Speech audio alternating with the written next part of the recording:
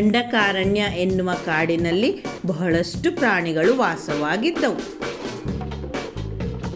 ಒಂದು ದಿನ ಒಂದು ನರಿ ಕಾಡಿನಲ್ಲೆಲ್ಲ ಓಡಾಡುತ್ತಿತ್ತು.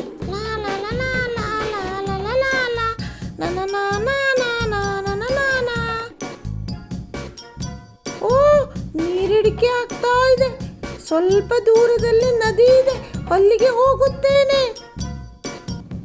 ಹಸಿವಾಗ್ತಾ ಇದೆ, ಊಟ ಮಾಡಿ ಆಮೇಲೆ ತೊಳೆದ ಬಟ್ಟೆಗಳಿಗೆ ನೀಲಿ ಹಾಕುತ್ತೇನೆ.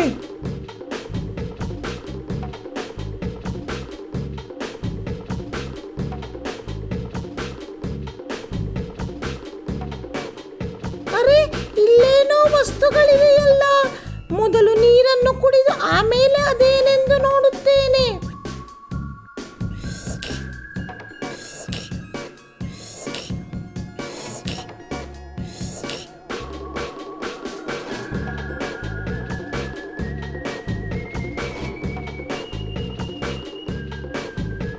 ಈ ಬಕೆಟಿನಲ್ಲೇನಿದೆ?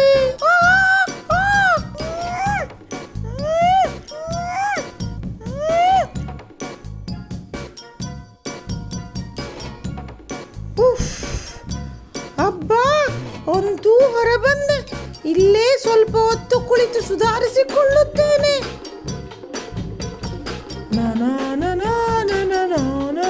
ಅಯ್ಯೋ, ಯಾರೋ ಬರುತ್ತಿದ್ದಾರೆ. ಕಾಡಿನೊಳಗೆ ಹೋಗುತ್ತೇನೆ.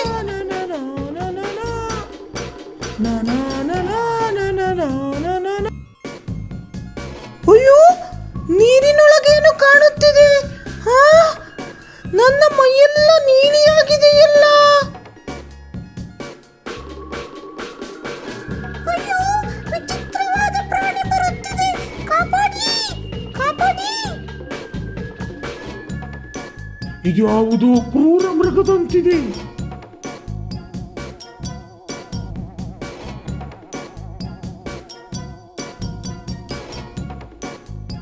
ಎಲ್ಲಾ ಪ್ರಾಣಿಗಳು ನನ್ನನ್ನು ನೋಡಿ ಹೆದರುತ್ತಿವೆ. ಇರಲಿ, ಇದರ ಉಪಯೋಗವನ್ನು ನಾನು ಪಡೆದುಕೊಳ್ಳುತ್ತೇನೆ.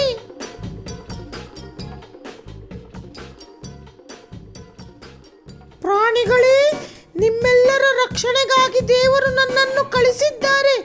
ನಾನು ದೇವರ ದೂತ. ಇನ್ನು ನೀವು ನಾನು ಹೇಳಿದ ಹಾಗೆ ಕೇಳಬೇಕು. ಸರಿ ಸರಿ, ಹಾಗೆ ಆಗಲಿ. ನನಗೆ ಊಟವನ್ನು ನೀವೆಲ್ಲರೂ ಸೇರಿ ತಂದು ಕೊಡಬೇಕು. ಸರಿ, ಹಾಗೆ ಆಗಲಿ. ಕೆಲವು ತಾಸುಗಳ ನಂತರ ಅಲ್ಲೇ ಸಮೀಪದಲ್ಲಿರುವ ನರಿಗಳ ಗುಂಪು ಊಳಿಡಲು ತೊಡಗಿತು.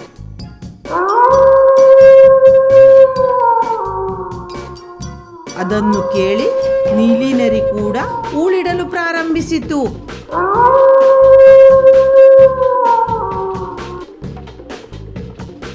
ಅರೆ, ಇದು ನರಿಯ ರೀತಿಯಲ್ಲಿಯೇ ಊಳಿಡುತ್ತಿದೆ.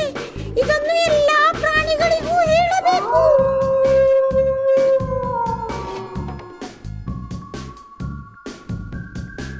ನೀಲಿ ಬಣ್ಣದ ಪ್ರಾಣಿಯು ನರಿಗಳು ಊಳಿಟ್ಟಾಗ ಅದೇ ರೀತಿ ಊಳಿಡುತ್ತಿದೆ.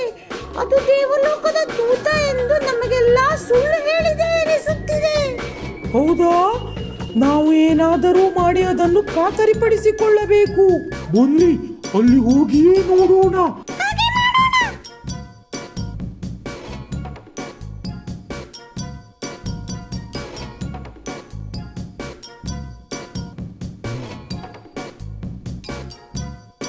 ಏನದು ಗಲಾಟೆ? ನಾನೀಗ ವಿಶ್ರಾಂತಿ ತೆಗೆದುಕೊಳ್ಳಬೇಕೆಂದಿರುವೆ. ನೀನು ಸುಳ್ಳು ಹೇಳುತ್ತಿರುವೆ. ನೀನೊಂದು ನರಿ, ಯಾವ ದೇವರ ದೂತನೂ ಅಲ್ಲ ನೀನು. ಅಲ್ಲ, ನಿಮಗೇಕೆ ಹೀಗೆ ಅನಿಸುತ್ತಿದೆ? ನಮಗೆಲ್ಲ ಗೊತ್ತು. ಅಲ್ಲದಿದ್ದಲ್ಲಿ ನರಿಗಳು ಊಳಿಡುವಾಗ ನೀನ್ಯಾಕೆ ಊಳಿಡುತ್ತಿದ್ದೆ?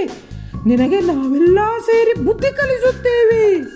ಅಯ್ಯೋ, ಇವರಿಗೆಲ್ಲ ಗೊತ್ತಾಗಿ ಹೋಯಿತು ಅನಿಸುತ್ತೆ. ನಾನಿಲ್ಲೇ ಇದ್ದರೆ ನನಗಿನ್ನು ಉಳಿಗಾಲವಿಲ್ಲ.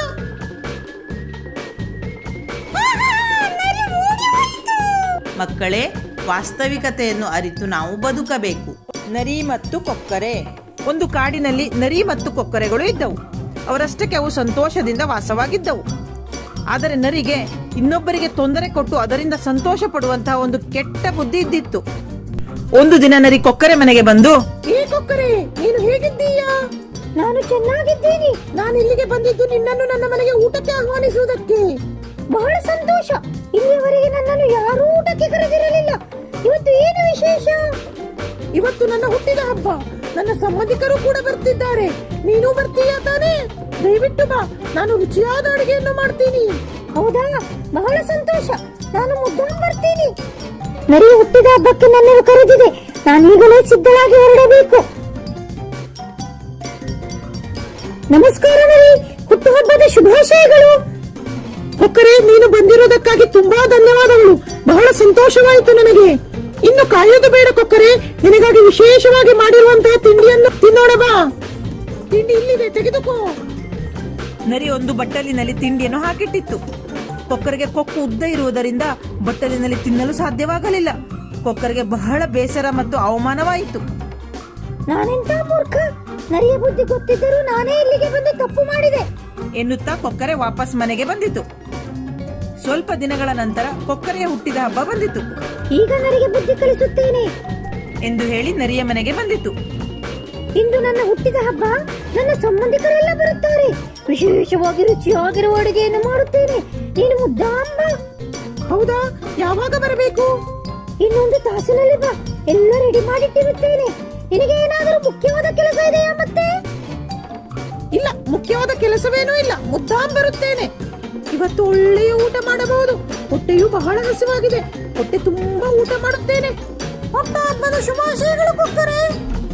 ಓ, ನೀನು ಬಂದಿದ್ದು ಬಹಳ ಸಂತೋಷವಾಯಿತು. ಊಟಕ್ಕೆ ತಯಾರಾಗಿದೆ, ಬಾ ಊಟ ಮಾಡೋಣ. ನರಿ, ಇಲ್ಲಿ ಬಾ, ಮೊದಲಿಗೆ ಸೂಪ್ ಕುಡಿಯೋಣ. ನಿನಗೆ ಬಹಳ ಇಷ್ಟ ಆಗುತ್ತದೆ ಈ ಸೂಪ್ ಅಂದುಕೊಂಡಿದ್ದೇನೆ. ಕೊಕ್ಕರೆ ನರಿಗೆ ಬುದ್ಧಿ ಕಲಿಸಬೇಕೆಂದು ತಾನು ತಿನ್ನುವ ರೀತಿ, ಅಂದರೆ ಉದ್ದನೆ ಪಾತ್ರದಲ್ಲಿ ಸೂಪನ್ನು ಇಟ್ಟಿತ್ತು. ನರಿಯ ಬಾಯಿ ಅದರೊಳಗೆ ಹೋಗುತ್ತಿರಲಿಲ್ಲ. ಕೊಕ್ಕರೆ ಸೂಪನ್ನು ಕುಡಿಯತೊಡಗಿತು. ಓಹೋ, ಅಂದು ನಾನು ಕೊಕ್ಕರೆಗೆ ಅವಮಾನ ಮಾಡಿರುವುದನ್ನು ಕೊಕ್ಕರೆ ಮನಸ್ಸಿನಲ್ಲಿ ಇಟ್ಟುಕೊಂಡು ನನಗೆ ಅವಮಾನ ಆಗುವ ಹಾಗೆ ಮಾಡುತ್ತಿದೆ. ಇಲ್ಲಿ ಎಲ್ಲರೆದುರು ಅವಮಾನ ಆಗುವುದಕ್ಕೂ ಮೊದಲು ಇಲ್ಲಿಂದ ಹೋಗಬೇಕು. ಅಯ್ಯೋ ಕೊಕ್ಕರೆ, ನನಗೀಗ ನೆನಪಾಯಿತು. ಒಲೆಯ ಮೇಲೆ ನಾನು ಹಾಲನ್ನು ಇಟ್ಟು ಬಂದಿದ್ದೇನೆ. ಈಗ ಬೇಗನೆ ಮನೆಗೆ ಹೋಗಿ ಆ ಒಲೆಯನ್ನು ಬಂದ್ ಮಾಡಬೇಕು. ದಯವಿಟ್ಟು ಕ್ಷಮಿಸು. ಕೊಕ್ಕರೆಗೆ ನರಿಯ ಬುದ್ಧಿ ಅರ್ಥವಾಯಿತು. ಏ ನರಿ, ಸೂಪ್ ಕುಡಿಯದೆ ಹೋಗುತ್ತೀಯಾ? ನರಿಯು ವಾಪಸ್ ಮನೆಗೆ ಹೊರಟಿತು. ನರಿ ಮನೆಗೆ ಬಂದು ಬಹಳ ಹಸಿವಿನಿಂದ ಅಳುತ್ತಾ ಮಲಗಿತು. ಮಕ್ಕಳೇ, ನಾವು ಬೇರೆಯವರಿಗೆ ನೋವನ್ನು ಮಾಡಿದರೆ ನಮಗೂ ಹಾಗೆ ಆಗುತ್ತದೆ. ನಾವು ಬೇರೆಯವರಿಗೆ ಏನನ್ನು ಕೊಡುತ್ತೇವೋ ಅದೇ ನಮಗೆ ಮರಳಿ ಬರುತ್ತದೆ. ಬಹಳ ವರ್ಷಗಳ ಹಿಂದೆ ಒಂದು ದೊಡ್ಡ ಮರದಲ್ಲಿ ಒಂದು ವಿಚಿತ್ರವಾದ ಹಕ್ಕಿಯೊಂದು ವಾಸಿಸುತ್ತಿತ್ತು. ಈ ವಿಚಿತ್ರ ಹಕ್ಕಿಗೆ 2 ತಲೆಗಳಿದ್ದವು, ಆದರೆ ಮೈ ಒಂದೇ ಆಗಿತ್ತು. ಆ ಮರವು ಒಂದು ನದಿಯ ಪಕ್ಕದಲ್ಲಿ ಇತ್ತು. ಒಂದು ದಿನ ಈ ಹಕ್ಕಿ ಆಕಾಶದಲ್ಲಿ ಹಾರಾಡುತ್ತಿರುವಾಗ ನದಿಯ ದಡದ ಮೇಲೆ ಸೇಬಿನ ಹಣ್ಣಿನ ಆಕಾರದ ಒಂದು ಕೆಂಪನೆಯ ಹಣ್ಣೊಂದನ್ನು ಕಂಡಿತು. ಹಕ್ಕಿ ಒಮ್ಮೆಗೆ ಕೆಳಗೆ ಇಳಿದು ಹಣ್ಣನ್ನು ತಿನ್ನಲಾರಂಭಿಸಿತು. ಇದು ಆ ಹಕ್ಕಿ ಅಲ್ಲಿಯವರೆಗೂ ತಿನ್ನದಿದ್ದ ಅತ್ಯಂತ ರುಚಿಕರವಾದ ಹಣ್ಣಾಗಿತ್ತು. ಆ ಹಕ್ಕಿಗೆ 2 ತಲೆಗಳಿದ್ದುದರಿಂದ ಇನ್ನೊಂದು ತಲೆ ಪ್ರತಿಭಟಿಸಿತು. ನಾನು ನಿನ್ನ ಸೋದರ ತಲೆ. ನೀನು ಆ ಹಣ್ಣು ನನಗೇಕೆ ಕೊಟ್ಟಿಲ್ಲ? ಅದಕ್ಕೆ ಹಕ್ಕಿಯ ಮೊದಲ ತಲೆ ಹೇಳಿತು, ಬಾಯಿ ಮುಚ್ಚಿಕೋ. ನಮಗಿರುವುದು ಒಂದೇ ಹೊಟ್ಟೆ ಎನ್ನುವುದು ನಿನಗೆ ಗೊತ್ತಿದೆ. ಯಾವುದೇ ತಲೆ ತಿಂದರೂ ಹಣ್ಣು ಅದೇ ಹೊಟ್ಟೆಗೆ ಹೋಗುವುದು. ಆದ್ದರಿಂದ ಯಾವ ತಲೆ ತಿಂದರೂ ಚಿಂತಿಸಬೇಕಾಗಿಲ್ಲ. ಗಿಂತ ಹೆಚ್ಚಾಗಿ ಈ ಹಣ್ಣನ್ನು ನಾನೇ ಕಂಡದ್ದು. ಆದ್ದರಿಂದ ಅದನ್ನು ತಿನ್ನಲು ನನಗೆ ಮೊದಲ ಹಕ್ಕಿದೆ. ಇದನ್ನು ಕೇಳಿ ಇನ್ನೊಂದು ತಲೆ ಸುಮ್ಮನಾಯಿತು. ಆದರೆ ಮೊದಲ ತಲೆ ತೋರಿಸಿದ ಈ ಬಗೆಯ ಸ್ವಾರ್ಥಕ್ಕೆ ಅದು ಯೋಚನೆ ಮಾಡಲು ಪ್ರಾರಂಭಿಸಿತು. ಹೀಗೆ ಒಂದು ದಿನ ಹಾರಾಡುತ್ತಿರುವಾಗ ಇನ್ನೊಂದು ತಲೆಯು ಸುಂದರವಾದ ಹಣ್ಣುಗಳನ್ನು ಹೊಂದಿರುವ ಒಂದು ಮರವನ್ನು ಗುರುತಿಸಿತು. ಅದು ತಕ್ಷಣವೇ ಆ ಮರದ ಮೇಲೆ ಇಳಿದು ಒಂದು ಹಣ್ಣನ್ನು ಕಿತ್ತುಕೊಂಡಿತು. ದಯವಿಟ್ಟು ಈ ಹಣ್ಣನ್ನು ತಿನ್ನಬೇಡ, ಅದು ವಿಷಪೂರಿತವಾಗಿದೆ. ನೀನು ಅದನ್ನು ತಿಂದರೆ ನಾವಿಬ್ಬರೂ ಸಾಯುತ್ತೇವೆ. ಏಕೆಂದರೆ ಜೀರ್ಣಿಸಿಕೊಳ್ಳಲು ನಮಗೆ ಒಂದೇ ಹೊಟ್ಟೆ ಇದೆ ಎಂದು ಇನ್ನೊಂದು ತಲೆ ಎಚ್ಚರಿಸಿತು. ಬಾಯಿ ಮುಚ್ಚಿಕೋ. ನನಗೆ ಅದನ್ನು ತಿನ್ನಲು ಎಲ್ಲ ಹಕ್ಕು ಇದೆ. ಅವತ್ತು ನೀನು ಆ ಹಣ್ಣನ್ನು ನನಗೆ ಕೊಡಲಿಲ್ಲ, ಹಾಗಾಗಿ ಇಂದು ನಾನು ತಿನ್ನುತ್ತೇನೆ ಇದನ್ನು. ನೀನು ಕೇಳಬೇಡ. ಎರಡನೇ ತಲೆ ಕಿರುಚಿತು. ಅಯ್ಯೋ ದೇವರೇ! ಮೊದಲ ತಲೆ ಇದನ್ನು ಕೇಳಿ ಅಳಲಾರಂಭಿಸಿತು. ಆದರೆ ಇನ್ನೊಂದು ತಲೆ ಅದರ ಬಗ್ಗೆ ತಲೆ ಕೆಡಿಸಿಕೊಳ್ಳಲಿಲ್ಲ. ಅದು ಸೇಡು ತೀರಿಸಿಕೊಳ್ಳಲು ಬಯಸಿತ್ತು. ಅದು ವಿಷಪೂರಿತ ಹಣ್ಣನ್ನು ತಿಂದಿತು. ಇದರ ಪರಿಣಾಮವಾಗಿ ಆ ಹಕ್ಕಿ ಸತ್ತು ಹೋಯಿತು. ಮಕ್ಕಳೇ, ಒಂದು ಕುಟುಂಬದಲ್ಲಿ ನಮ್ಮೊಳಗೆ ಎಂದೂ ಜಗಳವಾಡಬಾರದು.